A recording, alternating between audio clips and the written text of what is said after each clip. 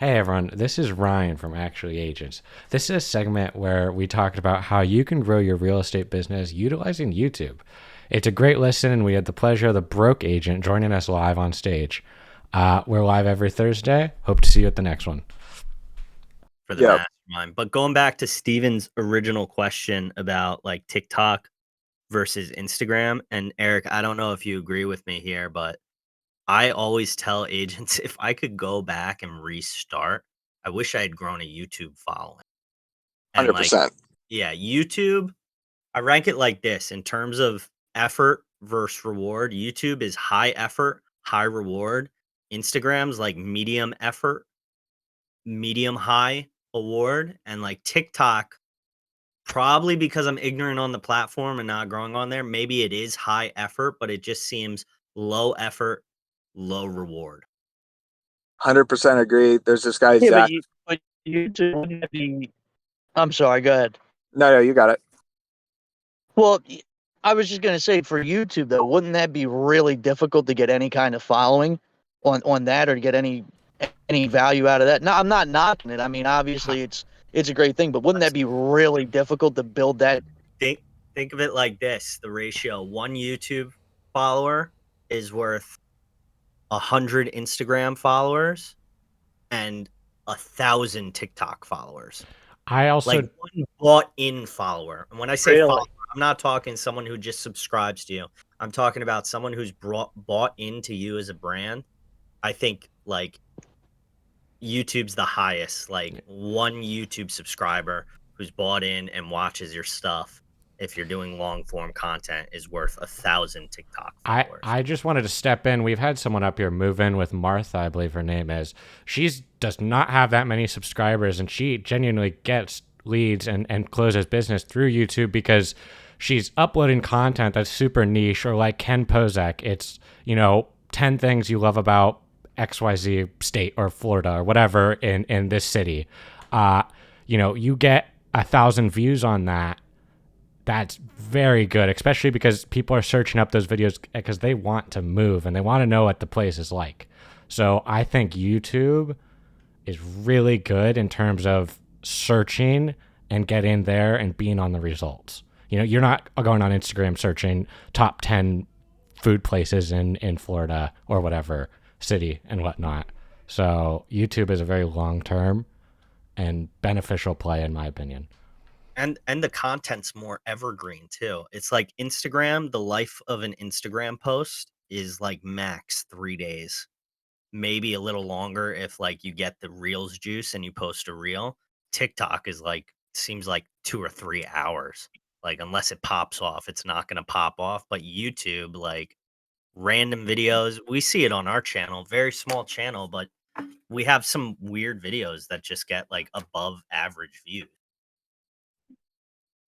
I have then this they're like pushing But for YouTube, you'd want more long content, right? YouTube Shorts are absolute. Bro, Eric, you you doing YouTube Shorts? Yeah, they're so hit or miss for us, and I think it's because we have so many different types of podcasts and shows on our channel that we're just confusing the hell out of the algorithm, pointing it in so many different directions. But we just started a new channel called The Knowledge Brokers with Byron and Tom Toole, and they've already had a couple shorts get over a couple thousand views. So using shorts that link directly to your long form video is super effective. When you post like a 50-minute podcast or a 15-minute video or a listing video or whatever, then having a short that you upload right after that linking to the long form video, and then having the description.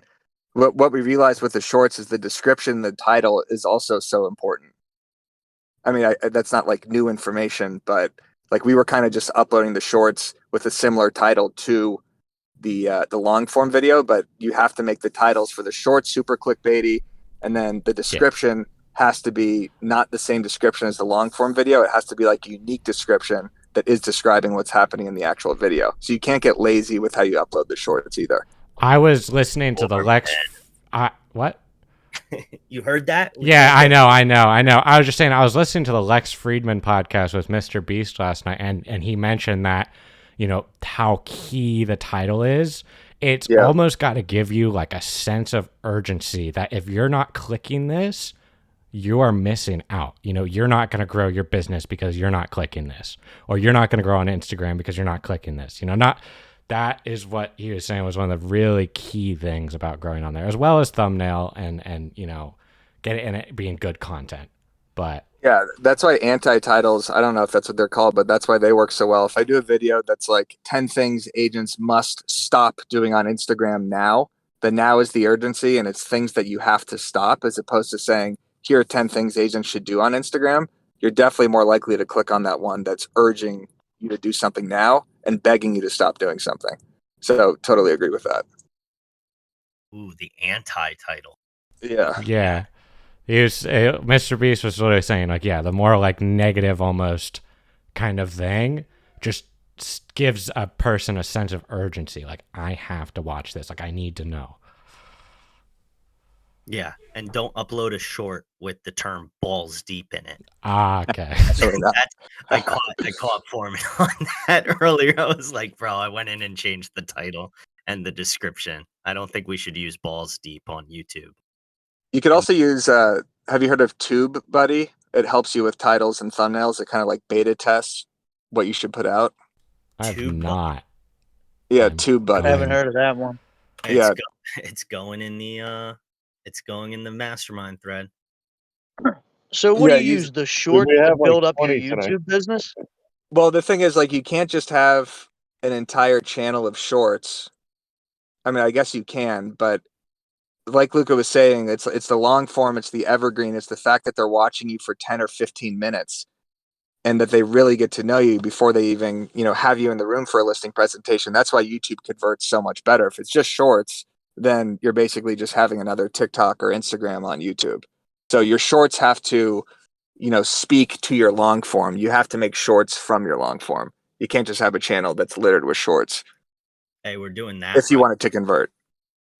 We're doing that right, Foreman. So Yeah. maybe instead of comments with like join the Discord here, we'll just link back to the YouTube. Yeah, that makes a lot more sense. Yeah, link back to the original video for sure. I mean, we're like, just discovering what to do on YouTube. It's been a slow grind. And, there was months there where we're just getting a couple hundred views on a lot of these podcasts, and that still happens because, we're trying to link out to Instagram and push from all these platforms.